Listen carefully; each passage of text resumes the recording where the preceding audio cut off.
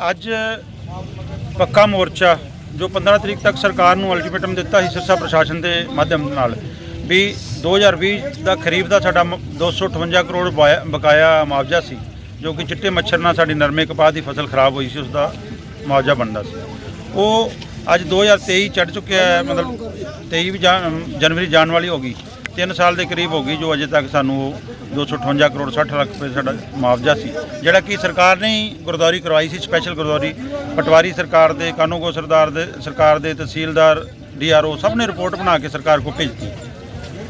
2 ਸਾਲ ਤੱਕ ਅਸੀਂ ਗਿਆਪਨ ਦੇ ਰਾਹੀਂ ਹੋਰ ਮੰਤਰੀ, ਮੁੱਖ ਮੰਤਰੀ ਸਭ ਨੂੰ ਮਿਲ ਕੇ ਅਸੀਂ ਉਹਨਾਂ ਨੂੰ ਮੰਗ ਕਰਦੇ ਰਹੇ ਉਸ ਮੁਆਵਜ਼ੇ ਦੀ, ਤੇ ਹੁਣ ਆ ਕੇ 2 ਮਹੀਨੇ ਪਹਿਲਾਂ ਉਹਨਾਂ ਨੇ ਉਹ ਮੁਆਵਜ਼ਾ ਜਾਰੀ ਕੀਤਾ ਔਰ ਜਾਰੀ ਕੀਤਾ 64 ਕਰੋੜ 61 ਲੱਖ ਰੁਪਏ 64 ਕਰੋੜ 91 ਲੱਖ ਰੁਪਏ ਜਾਰੀ ਕੀਤਾ। ਉਸ ਦੇ ਵਿੱਚ ਕ੍ਰਾਈਟੇਰੀਆ ਹੁੰਦਾ ਜਦੋਂ ਮੁਆਵਜ਼ੇ ਦਾ 0 ਤੋਂ 33% ਕੋਈ ਨੁਕਸਾਨ ਹੋਵੇ ਤਾਂ ਨਹੀਂ ਦਿੰਦੇ, 34 ਤੋਂ 50 ਦੇ ਵਿੱਚ 7000, 51 ਤੋਂ 75 ਦੇ ਵਿੱਚ 9500, 76 ਤੋਂ 100 ਦੇ ਵਿੱਚ 12000।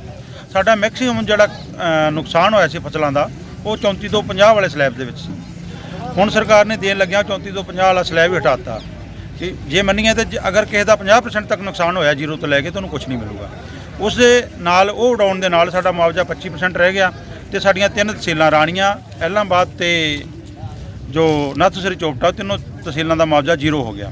ਤੇ ਸਰਸਾ ਤਹਿਸੀਲ ਦਾ ਜਿਹੜਾ ਮੁਆਵਜ਼ਾ ਸੀ ਉਹ 30 ਕਰੋੜ ਸਮਥਿੰਗ ਸੀ, ਉਹ ਸਲੈਬ ਜੋ ਕੈਪ ਲਾਉਣ ਦੇ ਬਾਅਦ ਉਹ ਸਿਰਫ 95 ਲੱਖ ਰੁਪਏ ਰਹਿ ਗਿਆ। ਐਵੇਂ ਹੀ ਕਾਲਾਂਵਾਲੀ ਦਾ 72 ਕਰੋੜ 78 ਲੱਖ ਸੀ, ਉਹ 18 ਕਰੋੜ 23 ਲੱਖ ਰਹਿ ਗਿਆ। ਉਵੇਂ 48 ਕਰੋੜ ਰੁਪਏ ਡੱਬ ਵਾਲੀ ਦਾ ਸੀ, ਉਹ 23 ਕਰੋੜ ਰਹਿ ਗਿਆ। ਇਵੇਂ ਗੋਰੀ ਵਾਲੇ ਦਾ 7 ਤਹਿਸੀਲਾਂ ਦੇ ਵਿੱਚ ਜੋ ਸਾਨੂੰ 25% ਜੋ ਮੁਆਵਜ਼ਾ ਰਹਿ ਗਿਆ। ਤੇ ਇਸ ਕਰਕੇ ਅੱਜ ਇਹ ਧਰਨਾ ਜਿਹੜਾ ਜਿਵੇਂ ਸਿੰਘੂ ਬਾਰਡਰ, ਟਿਕਰੀ ਬਾਰਡਰ ਦੇ ਉੱਤੇ ਅਸੀਂ ਟਾਲੀ ਟਰੈਕਟਰਾਂ ਦੇ ਨਾਲ ਮੋਰਚਾ ਲਗਾਇਆ ਸੀ, ਉਵੇਂ ਹੀ ਸਰਸਾ ਦੇ ਲਘੂ ਸ਼ੌਚਾਲਿਆ DC ਆਫਿਸ ਦੇ ਵਿੱਚ ਅਸੀਂ ਬੈਠ ਗਏ ਹਾਂ। ਤੇ ਉਨੀ ਦੇਰ ਤੱਕ ਧਰਨਾ ਜਾਰੀ ਰਹੂਗਾ ਜਿੰਨੀ ਦੇਰ ਤੱਕ ਸਾਡਾ ਇਹ ਮੁਆਵਜ਼ਾ ਕਿਸਾਨਾਂ ਦੇ ਖਾਤਿਆਂ ਦੇ ਵਿੱਚ ਨਹੀਂ ਪੈਂਦਾ, ਸਾਨੂੰ ਮੈਸੇਜ ਨਹੀਂ ਆਉਂਦੇ। ਉਸ ਬੀਮੇ ਦੀ ਮੰਗ ਹੈ, ਜੋ ਬੀਮਾ ਵੀ 2020 ਦਾ ਖਰੀਫ ਦਾ ਅਜੇ 6 ਪਿੰਡ ਅਜੇ ਤੱਕ ਸਾਲਮ ਰਹਿੰਦੇ ਆ, ਜੋ ਕਿ ਬਾਰ-ਬਾਰ ਜਾਣ ਦੇ ਬਾਵਜੂਦ, ਧਰਨੇ ਲਾਉਣ ਦੇ ਬਾਵਜੂਦ ਵੀ, ਬਾਰ-ਬਾਰ ਕੰਪਨੀਆਂ ਕੋਲੇ ਇਤਲਾਹ ਕਰਨ ਦੇ ਬਾਵਜੂਦ ਅਜੇ 6 ਪਿੰਡਾਂ ਨੂੰ ਨਹੀਂ ਮਿਲਿਆ। ਤੇ ਜੋ ਇੱਕ CSC ਸੈਂਟਰ ਤੋਂ ਬੀਮਾ ਕਰਾਉਣੇ ਆ, ਉਹ ਬੀਮਾ ਪ੍ਰੀਮੀਅਮ ਕੱਟ ਗਿਆ। ਜਿਵੇਂ ਬੀਮਾ ਪ੍ਰੀਮੀਅਮ ਕੱਟਣ ਦੀ ਜਿਵੇਂ ਜੁਲਾਈ, ਖਰੀਫ ਦਾ ਜੁਲਾਈ ਹੁੰਦਾ ਔਰ ਰਬੀ ਦਾ ਦਸੰਬਰ ਹੁੰਦਾ, 31 ਦਸੰਬਰ। ਸਾਡਾ ਜਿਹੜਾ ਜੁਲਾਈ ਦੇ ਵਿੱਚ ਬੀਮਾ ਪ੍ਰੀਮੀਅਮ ਕੱਟਾ ਸੀ ਉਹ ਹੁਣ ਜਾ ਕੇ 15 ਦਿਨ ਪਹਿਲਾਂ ਤੱਕ ਉਹ ਵਾਪਸ ਹੋਣਾ ਸ਼ੁਰੂ ਹੋ ਗਿਆ। ਵੀ ਸਰਕਾਰ ਬੀਮਾ ਕੰਪਨੀ ਜਿਹੜੀ ਐਗਰੀਕਲਚਰ ਇੰਸ਼ੋਰੈਂਸ ਕੰਪਨੀ AIC, ਉਹਨੂੰ ਪਤਾ ਚੱਲ ਗਿਆ ਵੀ ਅੱਜ ਕੱਲ੍ਹ ਮੌਸਮ ਖਰਾਬ ਦੇ ਕਰਕੇ ਸਾਡੇ ਮੂੰਗਫਲੀ ਦੀ, ਗਵਾਰ ਦੀ, ਨਰਮੇ ਸਾਰੀਆਂ ਫਸਲਾਂ ਬਰਬਾਦ ਹੋ ਗਈਆਂ, ਤੁਹਾਨੂੰ ਮੁਆਵਜ਼ਾ ਦੇਣਾ ਪਊਗਾ। ਇਸ ਕਰਕੇ ਉਹ ਕਿਸਾਨ ਦਾ ਵਾਪਸ ਭੇਜ ਦਿੰਦੇ। ਉਸ ਦੇ ਨਾਲ ਜੋ ਬੀਮਾ ਕੰਪਨੀ ਹੈ ਉਸ ਵਿੱਚ ਪ੍ਰਧਾਨ ਮੰਤਰੀ ਬੀਮਾ ਯੋਜਨਾ ਦੀਆਂ ਜਿਹੜੀਆਂ ਫਸਲਾਂ ਆਉਂਦੀਆਂ ਉਸ ਵਿੱਚ ਕਈ ਫਸਲਾਂ, ਜਿਹੜੀ ਮੁੱਖ ਫਸਲ ਸਾਡੀ ਗਵਾਰੇ ਦੀ ਫਸਲ, ਬਾਗਬਾਨੀ, ਸਬਜ਼ੀ, ਹਰਾ ਚਾਰਾ ਨਹੀਂ ਆ ਰਿਹਾ, ਉਹਨਾਂ ਨੂੰ ਵੀ ਉਸ ਦਾਇਰੇ ਦੇ ਵਿੱਚ ਲਾਇਆ ਜਾਵੇ। ਤੇ ਨਾਲ ਹੋਰ ਮੰਗਾਂ ਨੇ ਬਿਜਲੀ ਦੀਆਂ, ਪਾਣੀ ਦੀਆਂ, ਕਾਢਾ ਵਿਭਾਗ ਦੀਆਂ, ਪੁਲਿਸ ਵਿਭਾਗ ਦੀਆਂ, ਰੈਵਨਿਊ ਵਿਭਾਗ ਦੀਆਂ, ਬਹੁਤ ਸਾਰੀਆਂ ਸਮੱਸਿਆਵਾਂ ਨੂੰ ਲੈ ਕੇ ਇਹ ਇੱਥੇ ਪੱਕੇ ਮੋਰਚੇ ਤੇ ਬੈਠੇ। ਸਾਡਾ ਦੇਖੋ, ਸਾਡੇ ਕੋਲ ਸੰਘਰਸ਼ ਹੈ, ਸਾਡੇ ਕੋਲ ਦਰੀ ਹੈ, ਸਾਡੇ ਕੋਲ ਹੌਸਲਾ, ਸਾਡੇ ਕੋਲ ਸਬਰ ਹੈ। 378 ਦਿਨ ਦਿੱਲੀ ਦੇ ਬਰੂਹਾਂ ਤੇ ਬੈਠ ਕੇ ਅਸੀਂ ਅਗਰ ਮੋਦੀ ਨੂੰ ਕਹਿ ਦਿੰਦੇ ਵੀ ਮੈਨੂੰ ਗਲਤੀ ਹੋ ਗਈ, ਮਾਫੀ ਮੰਗਦਾ, ਮੈਂ ਕਿਸਾਨਾਂ ਨੂੰ ਸਮਝਾ ਨਹੀਂ ਪਾਇਆ, ਤੇ ਇੱਥੇ ਖੱਟਰ ਆ ਕੇ ਮਾਫੀ ਮੰਗ ਲਓ, ਮੰਗਣੀ ਤਾਂ ਪਊਗੀ। ਸਾਡੇ ਮੰਗਾਂ ਜਿਹੜੀਆਂ ਮੰਨਣੀਆਂ ਪੈਣਗੀਆਂ, ਜਾਇਜ਼ ਮੰਗਾਂ ਨੇ, ਸਾਡੇ ਹੱਕ ਸਾਨੂੰ ਦੇਣੇ ਪੈਣਗੇ, ਨਹੀਂ ਦੇਣਗੇ ਤਾਂ ਅਸੀਂ ਬੈਠੇ ਹਾਂ। ਅਗਲਾ ਜੋ ਐਕਸ਼ਨ ਹੈ ਉਹ ਰੋਜ਼ਾਨਾ ਜੋ ਮੀਟਿੰਗ ਹੁੰਦੀ ਹੋਇਆ ਕਰੂਗੀ, ਸਾਡੀ ਧਰਨੇ ਦੀ ਇੱਕ 21 ਮੈਂਬਰੀ ਕਮੇਟੀ ਬਣ ਜੂਗੀ ਸਾਰੇ ਪਿੰਡਾਂ ਦੇ, ਕਿਉਂਕਿ ਅੱਜ ਟਰਾਲੀਆਂ ਦੀ ਸੰਖਿਆ ਨੋਰਮਲ ਹੈ। ਕੱਲ੍ਹ ਨੂੰ ਤੇ ਅਨੁਸ਼ਾਸਨ 'ਚ ਰਹਿ ਕੇ ਇਸ ਅੰਦੋਲਨ ਨੂੰ ਚਲਾਵਾਂਗੇ। ਇਹ ਸਰਕਾਰ ਦੀ ਮਰਜ਼ੀ ਆ ਕਿੰਨੀ ਦੇਰ ਤੱਕ ਇਸ ਨੂੰ ਚਲਵਾਉਣਾ ਹੈ। ਅਸੀਂ ਜਿੰਨੀ ਦੇਰ ਤੱਕ ਮੁਆਵਜ਼ਾ ਨਹੀਂ ਮਿਲਦਾ ਉਨੀ ਦੇਰ ਤੱਕ ਬੈਠੇ ਨਹੀਂ। ਬਿਲਕੁਲ ਪ੍ਰਸ਼ਾਸਨ ਸੁੱਤਾ ਹੋਇਆ, ਕੁੰਭਕਰਨੀ ਨੀਂਦ ਸੁੱਤਾ ਹੋਇਆ। ਅਜੇ ਤੱਕ ਤੁਸੀਂ ਦੇਖ ਸਕਦੇ ਹੋ ਜਿਹੜਾ ਕਿਸਾਨ ਪੂਰੇ ਦੇਸ਼ ਦਾ, ਪੂਰੀ ਦੁਨੀਆ ਦਾ ਪੇਟ ਭਰਦਾ ਹੈ, ਉਸ ਕਿਸਾਨ ਨੂੰ ਅੱਜ ਸੜਕਾਂ ਤੇ ਬਹਿਣਾ ਮਜਬੂਰ। ਸਾਡਾ ਕੋਈ ਸ਼ੌਂਕ ਨਹੀਂ ਹੈ ਧਰਨਾ ਲਗਾਉਣਾ, ਸਾਡੀ ਮਜਬੂਰੀ ਬਣ ਗਈ ਹੈ, ਕਿਉਂਕਿ ਜਦੋਂ ਅਸੀਂ ਖੇਤਾਂ ਦੇ ਵਿੱਚ ਕੰਮ ਕਰਾਂਗੇ ਸਾਡੀ ਫਸਲ ਨਹੀਂ ਹੋਈ, ਕਿਉਂਕਿ ਮੰਨ ਲਓ ਕੋਈ ਚੀਜ਼, ਕੋਈ ਫੈਕਟਰੀ ਵਾਲਾ ਕੋਈ ਚੀਜ਼ ਤਿਆਰ ਕਰਦਾ ਹੈ, ਅਗਰ ਉਹਦੀ ਲਾਗਤ 5 ਰੁਪਏ ਆਈ, ਉਹ 5.5 ਰੱਖ ਲੂਗਾ। ਸਾਨੂੰ ਤਾਂ ਲਾਗਤ ਮੁੱਲ ਵੀ ਨਹੀਂ ਮਿਲ ਰਿਹਾ।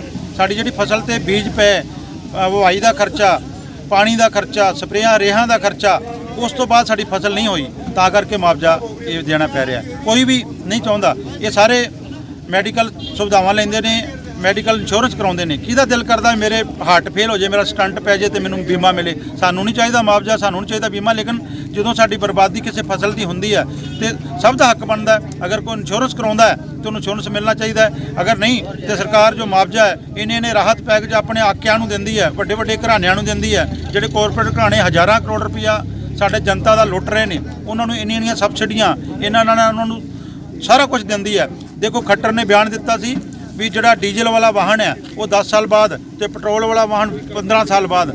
ਇਹ ਉਹਨਾਂ ਦੇ ਸਿੱਧਾ ਫਰਮਾਨ ਜਿਹੜਾ ਕਾਰਪੋਰੇਟ ਤੋਂ ਹੋਇਆ ਹੈ, ਆਟੋਮੋਬਾਈਲ ਕੰਪਨੀਆਂ ਤੋਂ ਹੋਇਆ ਹੈ ਵੀ ਕਿਉਂਕਿ 10 ਸਾਲਾਂ ਦੇ ਵਿੱਚ ਇੱਕ ਕਿਸਾਨ ਅਗਰ ਕੋਈ ਚੀਜ਼ ਰੱਖਦਾ ਨਾ ਉਹਦਾ 30 ਸਾਲ ਤੱਕ ਉਹ 20-30 ਹਜ਼ਾਰ ਕਿਲੋਮੀਟਰ ਚਲਾਉਂਦਾ, ਕਿਉਂਕਿ ਕਿਸਾਨ ਨੇ ਕਿੱਥੇ ਜਾਣਾ ਹੈ, ਜਾਂ ਸ਼ਹਿਰ ਆ ਜਾਊਗਾ ਜਾਂ ਕੋਈ ਰਿਸ਼ਤੇਦਾਰੀ ਚਲੇ ਜਾਊਗਾ, ਨਹੀਂ ਤਾਂ ਖੇਤ 'ਚ ਰਹੂਗਾ। ਤੇ ਅਗਰ ਉਹ ਬਿਲਕੁਲ ਸਾਧਨ ਸਹੀ ਹੈ, ਉਹਦਾ ਕੁਝ ਨਹੀਂ ਵਿਗੜਿਆ। 70 ਸਾਲਾਂ ਦਾ ਕਰੀਬ 68-70 ਸਾਲ ਦੇ ਸੀਐਮ ਸਾਹਿਬ ਹੋ ਗਏ, ਉਹ ਦੇਸ਼ ਹਰਿਆਣੇ ਨੂੰ ਚਲਾ ਸਕਦੇ। ਸਾਡਾ ਡੀਜ਼ਲ ਵਾਲਾ ਸਾਡਾ ਟਰੈਕਟਰ ਜਾਂ ਵਾਹਨ ਉਹ ਕਿਉਂ ਨਹੀਂ ਚੱਲ ਸਕਦਾ?